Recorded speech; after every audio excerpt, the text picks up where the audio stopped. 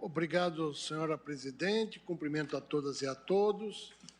Boa tarde.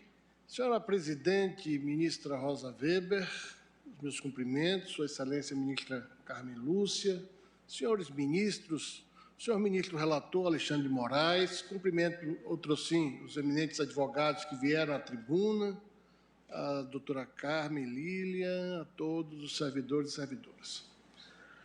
Questiona-se, em síntese, em ambas as ações, a legitimidade das pessoas jurídicas lesadas pelo ato de improbidade para o ajustamento da correlatação, como se pudesse caber exclusivamente ao Ministério Público a sua titularidade. Assim como afasta-se na lei questionada a possibilidade de que essas instituições congêneres em defesa do patrimônio celebrem um acordo de não persecução civil prevista na nova lei. Foram impugnadas ainda normas que sujeitariam o prosseguimento dos processos deflagrados por ações de improbidade propostas pela Fazenda Pública à manifestação aquiescente do Ministério Público. Na DI 7.042, questiona-se também o parágrafo 20 do artigo 17 da Lei de Improbidade, segundo a qual, abro aspas, a assessoria jurídica que emitiu o parecer atestando a legalidade prévia dos atos administrativos praticados pelo administrador público ficará obrigada a defendê-lo judicialmente, caso este venha a responder por ação de improbidade administrativa até que a edição transite em julgado, fecho aspas.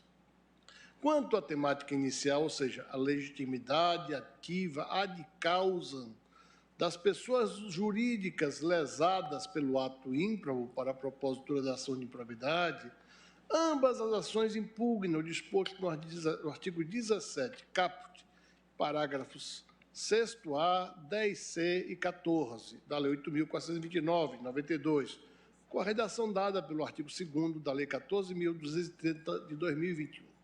Ressalte-se, desde já, que a anterior redação do caput do artigo 17 fazia expressa referência à legitimidade da pessoa jurídica interessada para a propositura da ação de improbidade administrativa. Todavia, o dispositivo do artigo 2º da Lei 14.230, de 21, deixou de mencionar as pessoas jurídicas lesadas pelo ato, passando a dispor que a ação para aplicação das sanções de que trata esta lei será proposta pelo Ministério Público. O objetivo da alteração legislativa salta aos olhos: retirar das pessoas jurídicas interessadas a legitimidade ativa para a ação de que trata a lei de improbidade. O teor dessa modificação legislativa, entretanto, discrepa da regência constitucional data vênia. A adequada compreensão do tema constitucional passa pela distinção entre tipos diversos de legitimação processual, a ordinária e a extraordinária. A Constituição, no artigo 23, inciso 1, impõe à União, aos Estados, ao Distrito Federal e aos municípios o dever de conservar o patrimônio público e, por força desse preceito, atribui-se ao ente público o dever de adotar medidas para a conservação do seu patrimônio, o que abrange a possibilidade de acesso efetivo à justiça, exercitando, inclusive, a ação de improbidade para a tutela do patrimônio lesado. Quando uma pessoa jurídica propõe ação de improbidade, atua em defesa de seu patrimônio. Tem-se aqui uma legitimidade processual ordinária, que é aquela tinente ao titular do direito material. É uma legitimação que decorre diretamente da lei maior, da interpretação conjunta do artigo 23, inciso 1, com o artigo 5º, inciso 35, que assegura a todos aqueles que tiverem um bem jurídico violado o direito de acesso à justiça. Retirar da pessoa jurídica interessada a legitimidade para propor ações por ato de improbidade administrativa pelas quais se busca proteger seu patrimônio, equivale a excluir da apreciação do Poder Judiciário lesão ou ameaça a direito, com flagrante violação ao artigo 5º, inciso 35 da Lei Maior.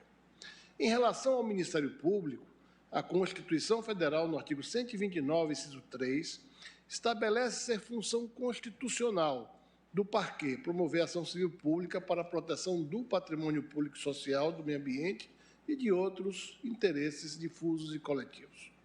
O Ministério Público, quando propõe uma ação de improbidade, atua buscando defender direito de toda a coletividade.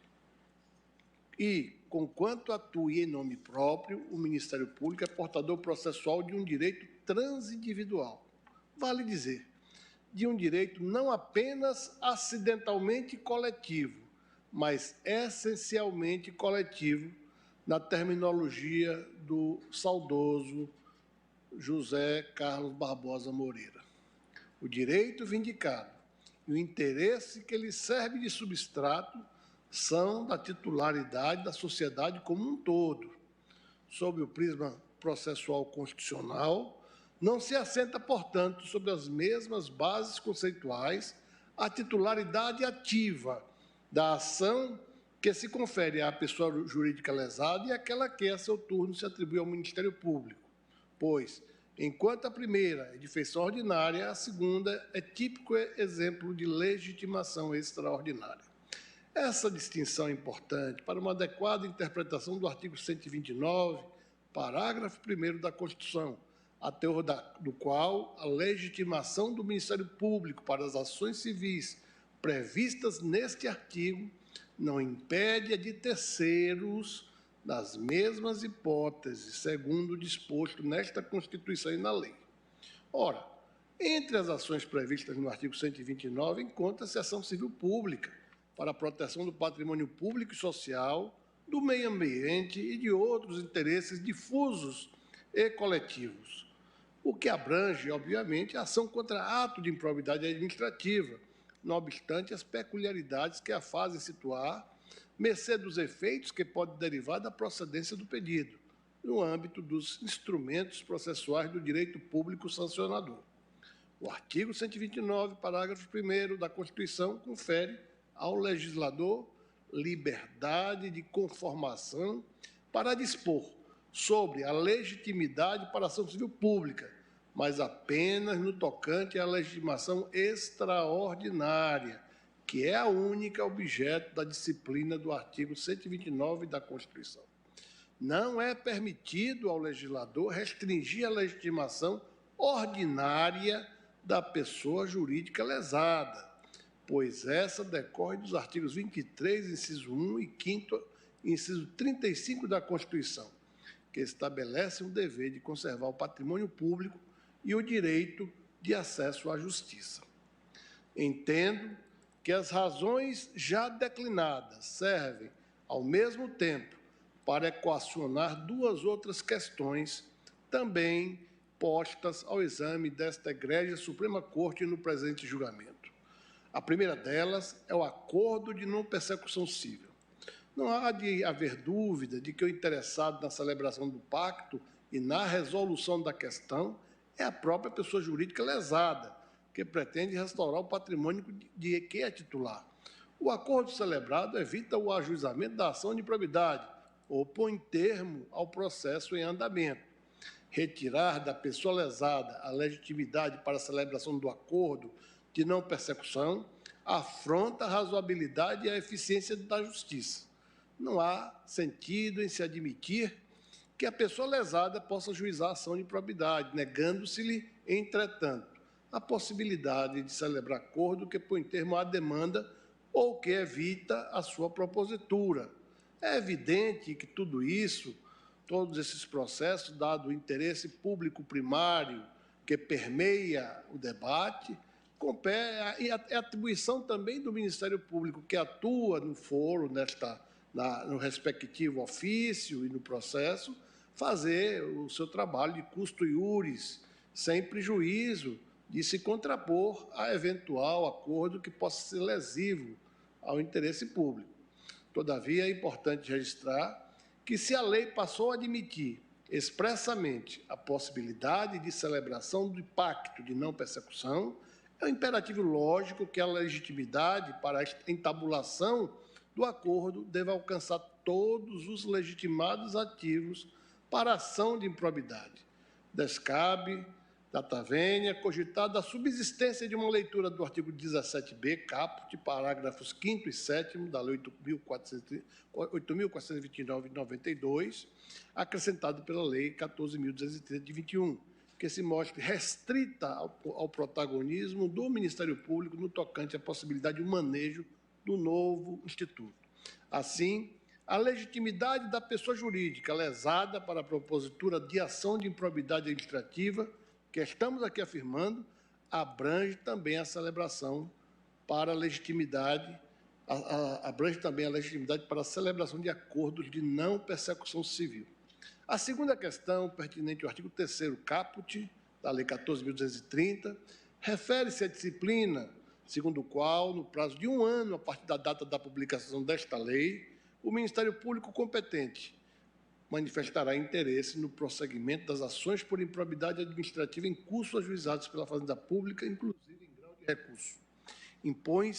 Impôs-se ainda, enquanto não sobrevém ao exame do parquê, a suspensão dos processos. E, por fim, se não adotada a providência prevista no caput, as extinções desses feitos sem resolução do mérito, com todas as vênias, por tudo quanto se disse sobre a garantia de acesso à jurisdição e respeito à legitimação ordinária, a normativa impugnada transborda do leito constitucional.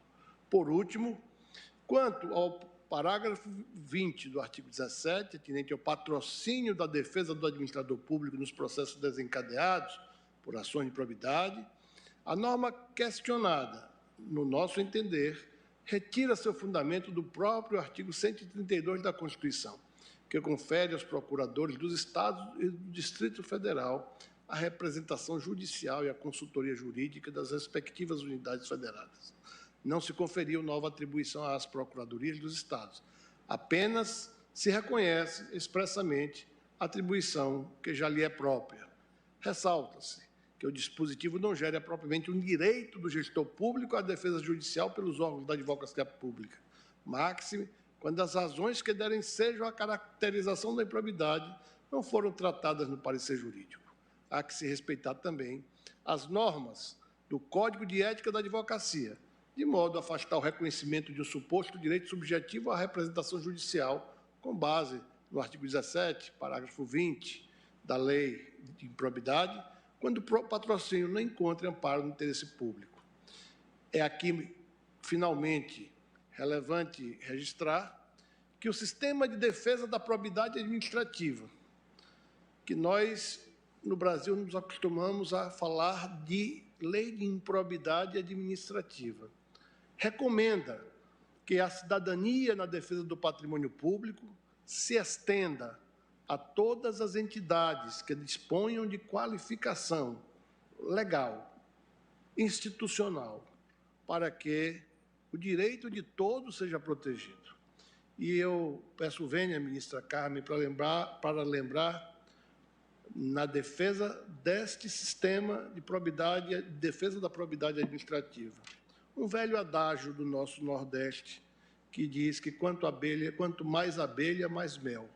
Quanto maior o número de agentes em defesa do patrimônio público, maior a possibilidade de transformarmos a cultura da defesa do patrimônio público, aumentá-la e torná-la mais eficiente, do que restringindo a legitimidade, seja ordinária, seja extraordinária, a apenas uma só instituição.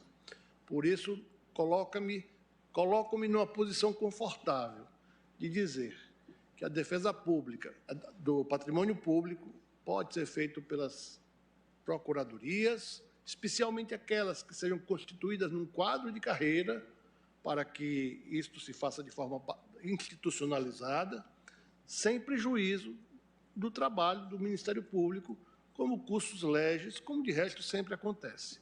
Com essas palavras, este Procurador-Geral da República se manifesta pela procedência parcial dos pedidos para que a seja declarada a inconstitucionalidade parcial sem redução de texto do artigo 17 caput, parágrafos 6A e 10C, bem como do caput dos parágrafos 5º e 7º do artigo 17b, todos da Lei 8.429 de 92, na redação dada pela Lei 14.230 de 2021, afastando-se interpretação que confira ao Ministério Público a exclusividade para a propositura da ação de improbidade e para a celebração do acordo de não persecução civil.